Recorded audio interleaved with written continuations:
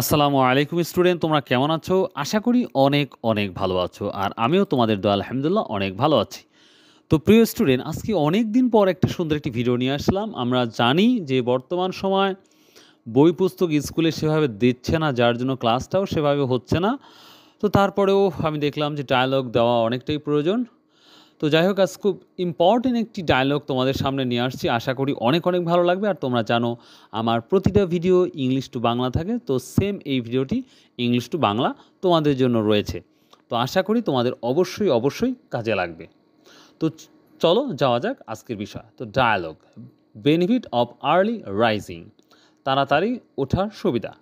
তো দেখো, স্বাভাবিকভাবে আমাদের কোশ্চেনে যেটা দেওয়া থাকে তোমরা স্ক্রিনে দেখতে পাচ্ছ। দেখো, আমি একটা বিষয় লিখেছি, এরকম থাকতে পারে। Afsar gets up late in the morning, therefore he cannot complete বা his lessons on time. The result is bad in the examination. On the other hand, Shaheen rises early in the morning and learns his lessons. He is doing well in the exam. Write a dialogue between Afsar and Shaheen about the benefits of early rising. তো এখানে কি লেখা আছে বাংলাটা আমি তোমাদের শুনিয়েছি। দেখো, আফসার দেরি করে সকালে ওঠে, তাই সে সময় মতো পাঠ শেষ করতে পারে না। পরীক্ষায় রেজাল্ট খারাপ। অন্যদিকে শাহিন ভোরে ওঠে, তার পাঠ শেখে, সে পরীক্ষায় ভালো করেছে বা করে। তাড়াতাড়ি ওঠার সুবিধা সম্পর্কে আফসার ও শাহিনের মধ্যে একটি সংলাপ লিখো বা লিখতে হবে। তো প্রিয় স্টুডেন্ট, তাহলে চলো আজকের ডায়লগটা কত সুন্দরভাবে তোমাদের শিখাচ্ছি, বা আশা করি তোমাদের অনেকটা ভালো লাগবে। আর যখনই ভালো লাগবে তো অবশ্যই কিন্তু তোমরা চ্যানেলটাকে সাবস্ক্রাইব করবা। তো আর একটা কথা বলি, টিকে আমি ঠয়ের মতন উচ্চারণ করে থাকি, কে কে ক্ষয়ের মতন, সি কে ক্ষয়ের মতন উচ্চারণ করে থাকি, পি কে ফয়ের মতন উচ্চারণ করে থাকি। তো এদিকে একটু লক্ষ্য করবা। So let's go. Shahin, hi friend, how are you. Hi বন্ধু, কেমন আছেন বা আছো? Afsar, not fine, I am in tension. তেমন ভালো নাই, আমি টেনশনে আছি। শাহিন বলছে, what is the tension about? Tension কী নিয়ে? Afsar, I have cut a sorry I have cut. দাঁড়াও, এই জায়গাটু আমার সমস্যা হচ্ছে, আমি হয়তো মিস্টেক করেছি না, দেখতে পাচ্ছি। দাঁড়াও, সরি, হ্যাঁ ঠিকই আছে। I have cut a sorry figure in the examination once again. আমি আবার পরীক্ষায় একটি দুঃখিত অঙ্ক কেটেছি। অর্থাৎ এখানে আমি বোঝাতে চেয়েছি, যদি লিখে ফেলেইছি যে আমি কি করেছি, মানে খারাপ করেছি।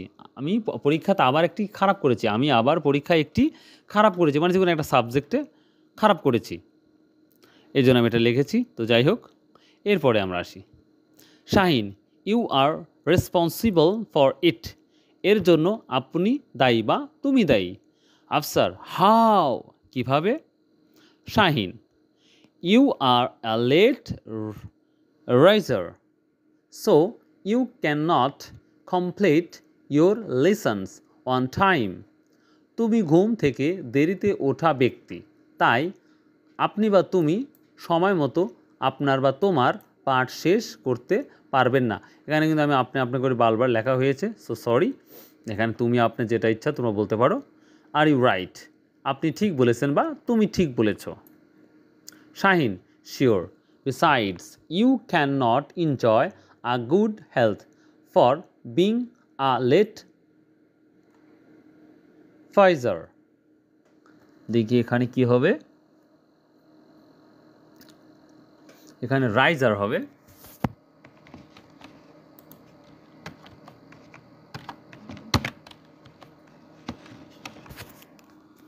দেখো, রাইজার। নিশ্চিত এছাড়া দেরিতে, দেখো, নিশ্চিত এছাড়া দেরিতে ওঠার জন্য আপনি বা তুমি ভালো স্বাস্থ্য উপভোগ করতে পারবে না। অর্থাৎ শাহিন বলতেছে তুমি ভালো স্বাস্থ্যবান হতে পারবা না। প্লিজ এক্সপ্লেইন, দয়া করে ব্যাখ্যা করো। কে করছে? আফসার করছে। শাহিন তখন ব্যাখ্যা শুরু করে দিল। An early raiser inhales fresh air in the morning and enjoy a sound health. Therefore, he is attentive to his lesson. একজন সকালে ওঠা ব্যক্তি তাজা বাতাস শ্বাস নেয়, মানে বাতাস এবং শ্বাস নেয় এবং একটি সুস্থ স্বাস্থ্য উপভোগ করে, অতএব সে তার পাঠের প্রতি মনোযোগী। Afsar, what else? আর কি আছে? Shahin, he starts his work early and his rewarded early. সে তার কাজ তাড়াতাড়ি শুরু করে এবং তাড়াতাড়ি পুরস্কৃত হয়। Afsar, thanks, I will get up early from tomorrow onward. ধন্যবাদ, কাল থেকে তাড়াতাড়ি উঠব। Shahin, thank you too. আপনাকেও অনেক ধন্যবাদ বা তোমাকে অনেক ধন্যবাদ। তো প্রিয় স্টুডেন্ট, এই ছিল আজকে তোমাদের এই সুন্দর একটি ডায়লগ। আশা করি তোমাদের ভালো লাগবে।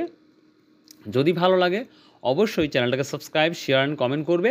আর তোমাদের কি প্রয়োজন অবশ্যই কমেন্ট করে জানাবে। আমি চেষ্টা করব সেই বিষয় নিয়ে অ্যানালাইসিস করে বা চেষ্টা করে সেই বিষয় নিয়ে ভিডিও তৈরি করার জন্য। তো ভালো থাকো, সুস্থ থাকো, ইনশাল্লাহ পরবর্তী ভিডিওর জন্য দেখা হবে। আর সর্বোপরি যে কথাটা বলে থাকি তোমাদের বা বলি, প্লিজ তোমরা ইংলিশটাকে বেশিভাবে প্র্যাকটিস করো। কীভাবে ইংলিশটা স্পোকেন শেখা যায় এটালি কাজ করো, তাহলে আমার মনে হয় তোমাদের অনেক অনেক ভালো হবে। আর রেগুলার মেমোরাইজ করো বিভিন্ন ওয়ার্ড। সো বাই, আল্লাহ হাফেজ, আসসালামু আলাইকুম রহমতুল্লাহ।